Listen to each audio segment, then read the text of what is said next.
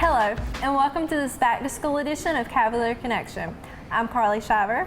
And I'm JT Fellows. With the new semester starting, students from all over are coming to Darton. Carly Shiver shows us the different housing options those students have.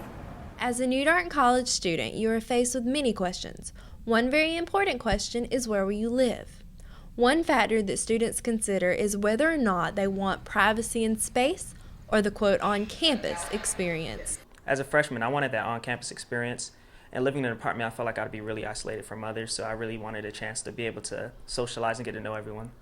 I actually prefer living off campus. There's more space, you have more alone time. There's not a bunch of people up in your business all the time. For students who prefer to live off campus, there are 8 different apartment options within 5 minutes of Darton's campus. One of those options is Pinnacle West Apartments. Trista Atkinson, a Pinnacle West representative, says they offer many of the same amenities that can be found in the dorms. Facilities such as laundry facilities where they can do their laundry without having to go home. They can do it all right here on the property. We've got a 24-hour fitness center. We've got the tennis courts, swimming pools. The apartments are pretty accommodating for students. They already have the furnished kitchens, large closets, and we're really close to the campus. Along with the price, parents and students are concerned about safety. On campus, the dorms are equipped with key card locks to get into the dorms, a 24-hour patrol, and an armed guard at night in each dorm. But one parent feels it's just as safe for her daughter off campus as it is on. She found somewhere that's not in a bad neighborhood and it has security on campus. That makes me feel a whole lot better. Students who want more information about housing can visit housing.darton.edu. Reporting for Cavalier Connection, this is Carly Shiver. Students on campus will feel much safer thanks to the new emergency call boxes that were added over the summer. Our JT Fellows gives us the details. When students go back to school in the fall, they will notice a change around campus. New emergency call poles have been placed around the campus for convenience in the event of an emergency. Press and hold the red button to talk. Release to listen. Assistance is on the way. Darton Chief of Police James Bracken says these new emergency call poles are a great addition to the campus. We just had 8 new ones put in. That gives us a total of 30. They start down at the student housing. Each one of them is numbered. There's 3 in the front parking lot of Darton Commons, 1 in the back. There's 3 over at Darton Village South, and then they proceed up through the campus, across the middle of campus, all the way over to the area behind the Albany Museum of Art. And the newest ones we had are up in the middle portion in the front of the campus. I spoke with 2 Darton students who both agree that the new emergency call poles make them feel safer on campus. They know that help is only a push of a button away. Yes, I feel a lot safer with emergency poles, and I think it's a good investment. If something happens, it's just easy. Just press a button and someone comes and helps you. Most colleges already have that, it's the #1 thing they get. And safety is very important on campus. I feel safe. I think others will too as they start getting utilized. Hopefully we don't have to utilize them. But I think overall they're good for the student body and a good investment for Darton. If you ever find yourself in an emergency on campus, these new poles here will allow you to push the button and talk to a person. Emergency call box number 16. Speed building parking lot has been activated. Please respond immediately. For Cavalier Connection, this is JT Fellows reporting. As we take a commercial break, here are some important dates to remember for August and September.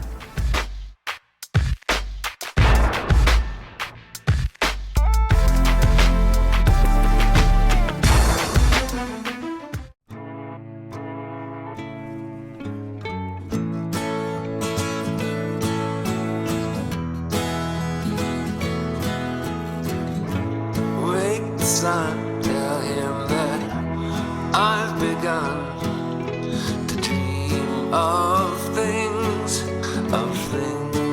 to come, and tell the trees not to look for me.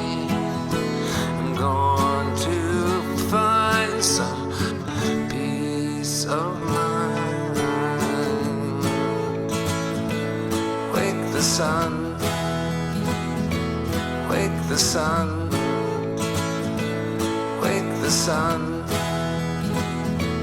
wake the sun.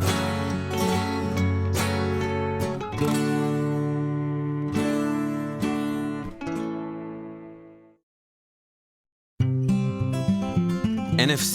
AFC, offensive linemen, defensive tackles, quarterbacks, and cornerbacks are all living united to ensure the academic success of millions of kids in our communities all the way to graduation day. But that won't happen without you. So take the pledge at unitedway.org. Make a difference in the life of a child. Suit up like your favorite NFL players and become a volunteer reader, tutor, or mentor with United Way.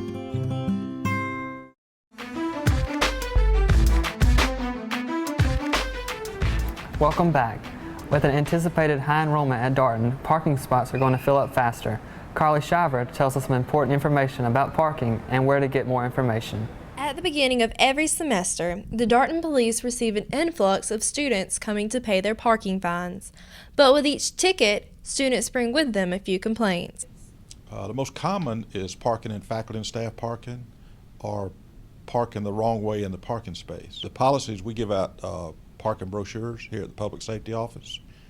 They're also located in the student handbook, and they're also located on the Darton website under Public Safety. The Darton police believe the parking regulations are explained clearly. However, a Darton student who received a parking ticket says the lots could be marked more prominently.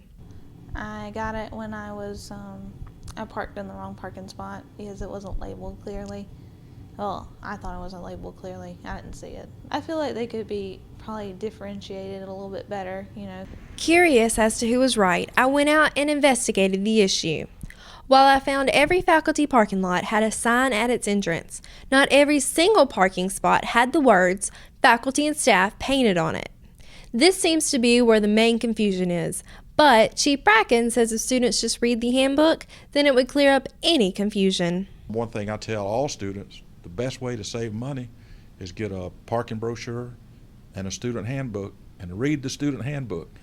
Don't just get it and throw it in a corner somewhere. For students wanting to learn more on how to avoid getting a ticket, you can log on to Darton's website and look under the public safety page. There you will find all the information you need on how to avoid getting a ticket.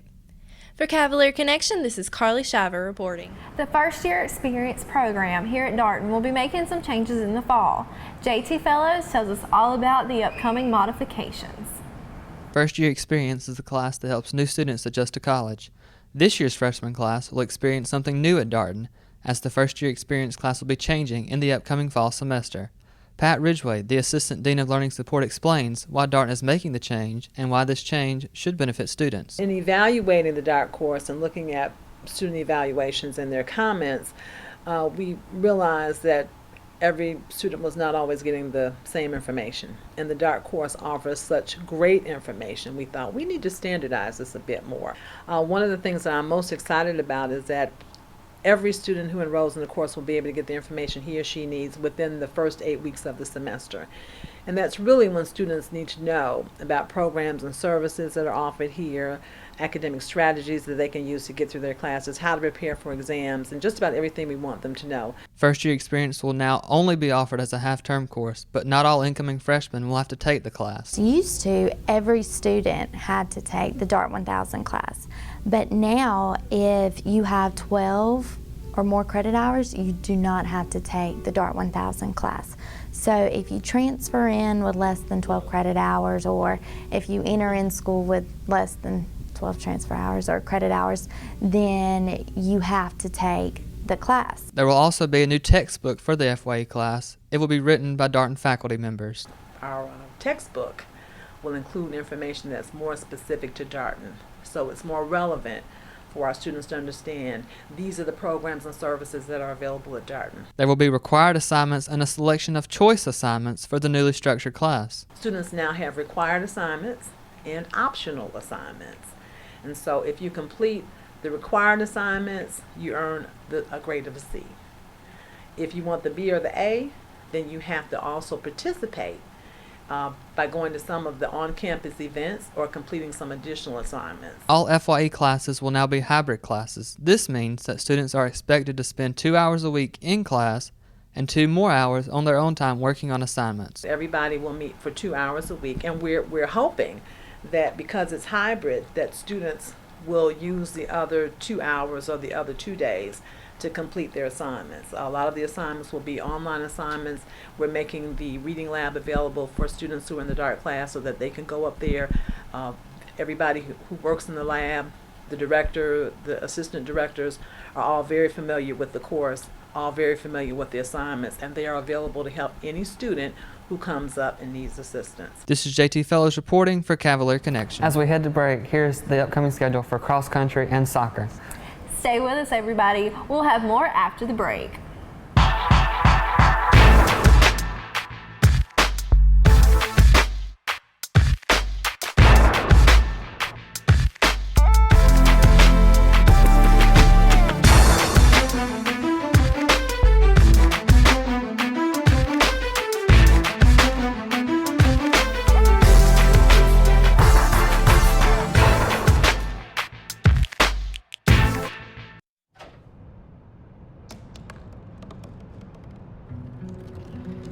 They said I couldn't dream. Called me a piece of trash and swore that's all I'd ever be.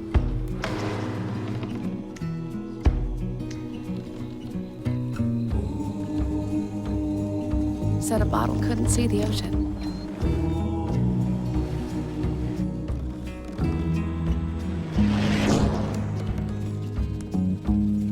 Give up. Go back to the dumpster. But I didn't listen. I made my way.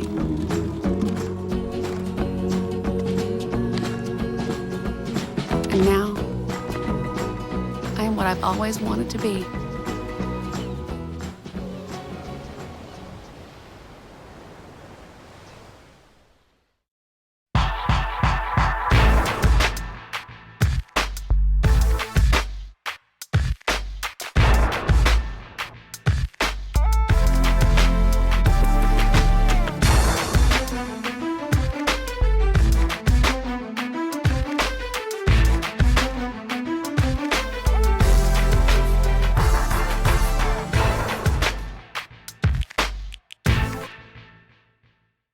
The next 30 seconds can save you a lot of money. Just do your laundry in cold and stick to full loads. Auto-sleep your computers. Plug your gadgets in a power strip and switch it off when you're done. Headed out? Turn back your thermostat by 10 degrees. And drive sensibly. The more energy you save, the more money you save. Find other great tips at energysaver.gov.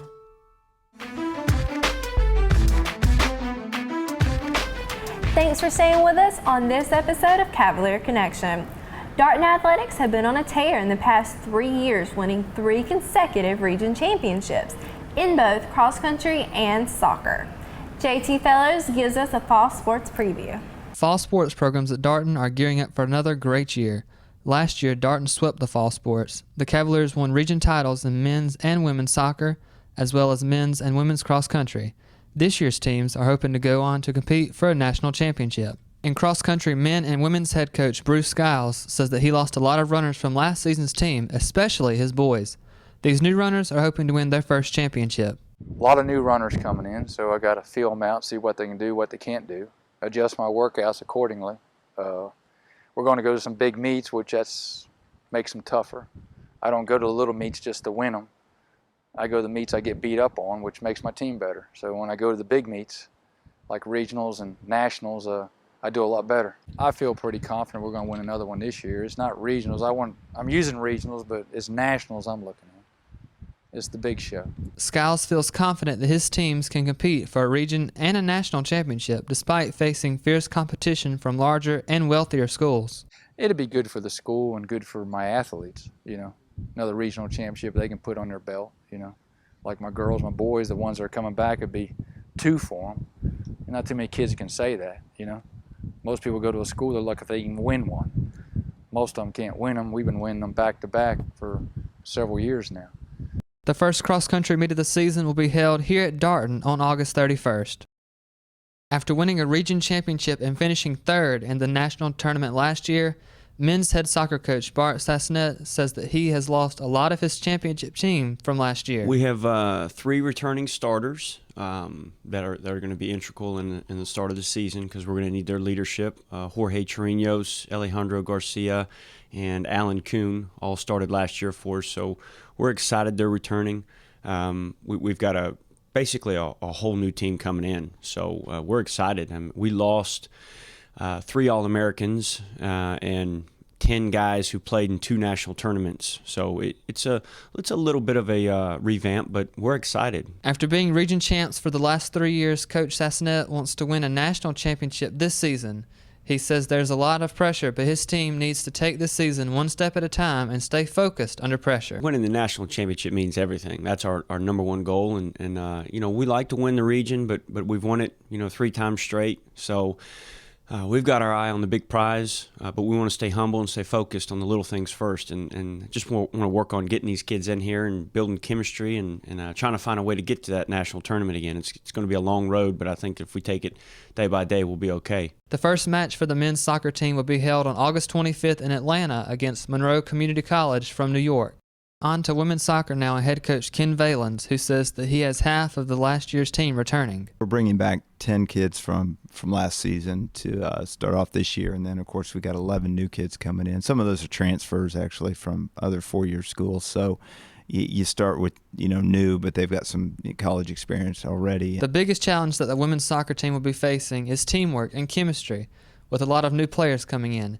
Valens also says that there is a little bit of pressure coming into this season because they have been so close to winning the national championship in years past. I think anytime, every year when you're at the 2-year level, when you're trying to mesh kids right out of high school with kids who've been out for a year, it's getting those personalities together, getting them to buy into what you're trying to do. Valens hopes to have a good start to the season and hopefully cruise right to the tournament. I think we got a good start to the season. We got kind of a good plan. We need some games to gel a little bit and kind of growth, get to the level we want to be, but ultimately the season's going to help us progress, so every game is just one more game to get us ready for tournament time. The women's soccer team will open up their season on the road August 19th in Mississippi. After talking to all 3 coaches, they have one thing on their mind: winning a region championship and going to compete for a national title. They hope to add some more trophies to the trophy case here at Darton. For Cavalier Connection, this is JT Fellows reporting. No matter where you are, you can stay connected with us by liking our Facebook page, www.facebook.com/Cavalier Connection.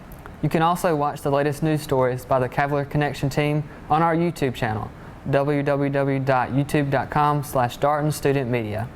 The students here at Darton Student Television have had an amazing opportunity to work with the Albany Police Department.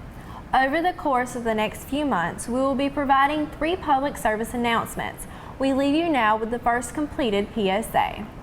I'm Carly Shiver. And I'm J2 Fellows. For all of us here at the Cavalier Connection team, we hope you have a great start to this semester, and we'll hope you'll join us next time. Goodbye, everybody. Bye. It's August, and that means students are heading back to school. And the Albany Police Department has 0 tolerance for speeding in school zones. So we want to remind you to slow down for active school zones. Remember, the speed limit is 25 miles per hour. And if you're caught speeding, fines are doubled. This message brought to you by the Albany Police Department and produced by Darton Student Television.